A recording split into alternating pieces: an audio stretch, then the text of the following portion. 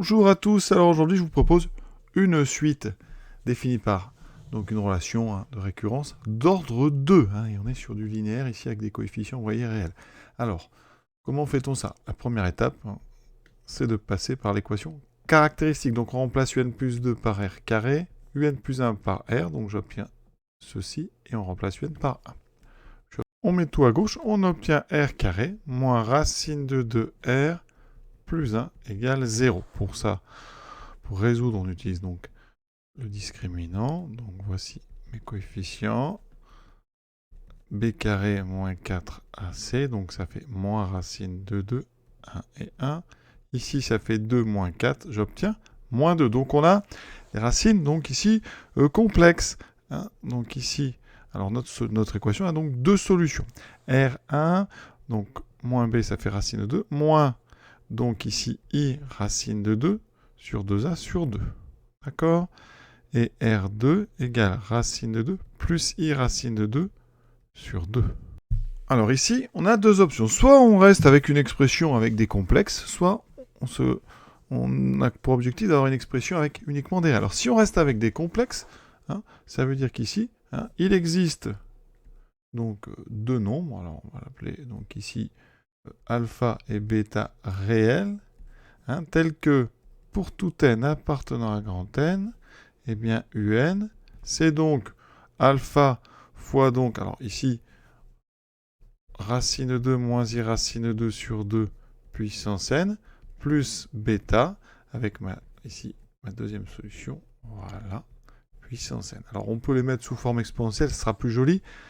Ici, racine de 2 moins i racine de 2 sur 2.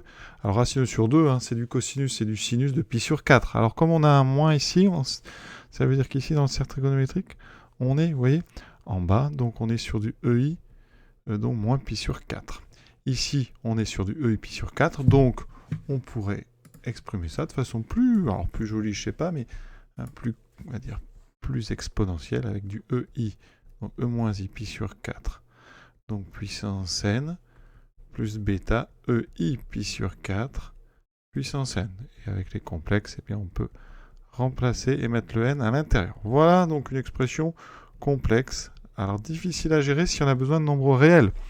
Donc il existe une deuxième formule, pour vraiment rester dans le monde des réels, avec du cosinus et du sinus.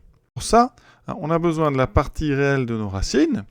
Donc ici c'est racine de 2 sur 2, et partie imaginaire, c'est plus ou moins racine de 2 sur 2. La formule, donc ici, il existe mu, donc et lambda, alors je commence en général par lambda, lambda et mu réel, tel que pour tout n appartenant à grand N, un va s'écrire donc ici r puissance n lambda cos ici nθ plus mu sinus nθ. Alors qu'est-ce que c'est que ce r, qu'est-ce que c'est que ce θ? Eh bien, c'est là qu'on va utiliser ce qu'on vient de dire. Ici, je vous ai dit, première racine, c'est e de moins i pi sur 4. La deuxième, c'est i pi sur 4. R, c'est le module de ces deux racines. Un module ici de e moins i pi sur 4. Ça vaut le module de i pi sur 4, ça vaut 1. Donc ici, c'est ce r. Donc ici, on aura r égale 1. Ensuite, le θ, mais c'est l'argument. Alors vous en choisissez un des deux, pi sur 4 ou moins pi sur 4. En général, voilà, on prend le plus simple, on ne va pas prendre le moins. On prend donc ici pi sur 4. Conclusion, eh bien, ça veut dire que pour tout n, un, ça sera donc 1 puissance n, donc 1.